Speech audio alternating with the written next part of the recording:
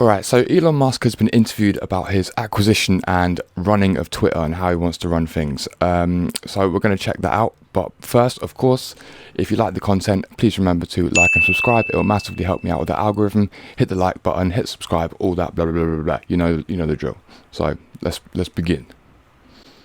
Free speech is meaningless unless you allow people you don't like to say things you don't like. Otherwise, it's irrelevant. Exactly. And if at the point at which you lose free speech, it doesn't come back. I think That's a massive point there. Once you lose free speech, it doesn't come back. Once you decide to give up free speech, whoever you've given up your free speech to, they're not just going to give it back to you. You know, once you give it up, it's gone forever. And as he said, just because someone you don't like says something you don't like, that doesn't mean you should cancel it or silence it. That's the whole point of having free speech in a free society. You're supposed to have different opinions. So, valid point. the issue some people have is that a lot of people were brought back. I mean, some people were brought back who were previously banned for spreading things like QAnon conspiracies. You have people like Andrew Tate who were brought back, who were previously banned for things like hate speech. Do you think you prioritize freedom of speech over misinformation and hate speech? Yes. Well, you know, who's to say that something is misinformation? Who's the arbiter of that? Is it the BBC? And you're literally asking me? Yes. Well, no, you are the arbiter on Twitter, because you own Twitter. Yes, I'm saying, who is to say that one person's misinformation is another person's information? At the point at which you say that there is, this is misinformation, like, who is going to decide that? You accept that misinformation can be dangerous, that it can cause real-world harms, that it can potentially cause... Yes, and the point I'm trying to make is that the BBC itself has, at times, published things that are false. Exactly. Who is the arbiter of what is determined as misinformation? You know, who is the single source and authority that decides that? And as you said there, the BBC has said things that's false before. So, do you agree that has occurred? I'm quite sure the BBC have said things before that turn out to not be true. Correct. In its, whatever it is, 100-year history, I'm quite sure. Yes. Even if you aspire to be accurate, there are times when you will not be. We've spoken to people very recently who were involved in moderation, and they just say there's not enough people to police this stuff, particularly around hate speech in the company. Is that what hate speech are you talking about? I mean, you use Twitter, right? Do you see a rise in hate speech? I mean, but just a personal anecdote. Like, what do you? I don't. Personally, for you, I would see I get more of that kind of content. Yeah, personally, but I'm not going to talk to the rest of for the rest of Twitter. So you see more hate speech personally? I would say I would see more hateful content in that. Content you don't like, or hateful. What do you mean to describe a hateful thing? Yeah, I mean, you know, just content that will solicit a reaction, something that may include something that is slightly racist or slightly sexist, those kinds of things. So you think if something is slightly sexist, it should be banned? No, is that what you're saying? I'm not saying anything. I'm saying. Well, I'm just curious. I'm trying to understand what you mean by hateful content, and I'm asking for specific examples. And you just said that if something is slightly sexist, that's hateful content. Does that mean that it should be banned? Well, you've asked me whether my feed, whether it's got... Exactly. So if something is slightly something that you don't like, then we should ban it. You know, if you're going to ban something, you know, it should be at the extreme end of what is considered hate speech, right? If you're going to use that term, the extreme end of it, that's what should be banned. Not if it slightly deviates outside what you believe is okay, just outside that sphere, you know, because if you start allowing that, then what is allowed to be said just gets smaller and smaller and smaller and smaller and smaller and smaller until you only have this so tiny little core of what you're allowed to say, and anything outside of it is banned and cancelled and not allowed.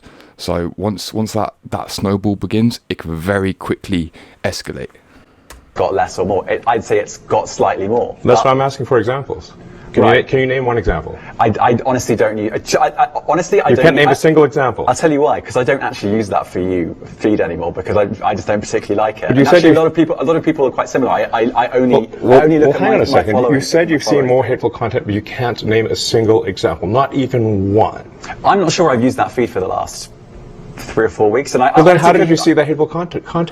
Because I've been using Twitter since you've taken it over for the last 6 months. Okay, so then you must have at some point seen for you hateful content. And I'm asking for one example. Right. You can't give a single one. And I'm saying, How can you say, yes, I've seen a rise in hateful content and I see it on the daily, but he hasn't used it in 3 or 4 weeks, as you said. So how are you observing it if you haven't used it? You know, what is going on? Then I say so that you don't know what you're talking about. Really? Yes, because you can't give me a single example of hateful content, not even one tweet, and yet you claimed that the hateful content was high. Well, that's false. No. You know, it's just this hate speech and hateful content that's just in the ether, but you can't name a single example, as he's saying. Like, the contradictions have just been pointed out, like from very simple questions that he's asking. What I claimed, you just lied. What I claimed was there are many organisations that say that kind of information is on the rise. Now, whether it has on my feed or not, I mean, right? And literally if you look at something one. like the Strategic Dialogue Institute in the UK, they will say that. So look, people will say all sorts of nonsense. I'm literally asking for a single example, and you can't. Yeah, so he's going off of the opinion of one of these organisations, right? But going back to the BBC, you know, if an individual says something that's like Andrew Tate, for example, you mentioned him there. If an individual says something that's classed as misinformation, you know, it gets demonised and cancelled, and there's mass consequences and possibly legal action. But you know, one of these massive media corporations or these big conglomerates, you know, when they give misinformation, they don't suffer the consequences. They don't get cancelled. They don't have legal repercussions. You know, you're just like, oh, maybe we were sorry, we were wrong, forgetting all of the information they just told millions of people that made them to make bad decisions or misleading decisions based on false information. You know, they don't suffer the consequences from it, but an individual is a very easy target to demonize and cancel and etc. etc.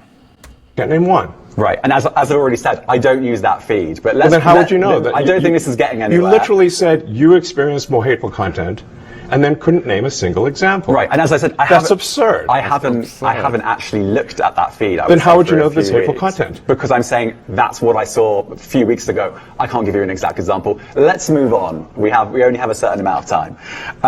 COVID misinformation. You changed the COVID misinformation. Has rules. BBC changed its COVID misinformation?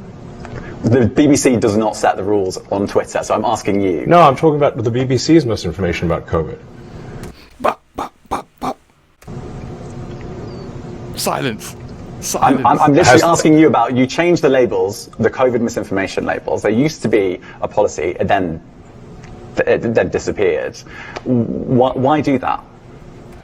That's why that certain medical information point in time was very scary, because you know, anything that went against what the common narrative was, it got taken off and instantly cancelled.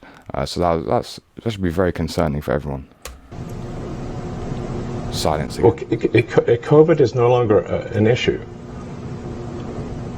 Does the BBC hold itself at all responsible for misinformation regarding masking and side effects of vaccinations? Exactly. And not reporting on that at all? Do they get the consequences? And what about the fact that the BBC was put under pressure by the British government to change its editorial policy? Are you aware of that? This is not an interview about the BBC. Oh, you thought it wasn't? It is now. And I see now why you've done Twitter Spaces. I am not a representative of the BBC's editorial policy. I want to make that clear. Let's talk about something else. You want to talk about the BBC? You too. All right, let's talk about something else. You weren't expecting that.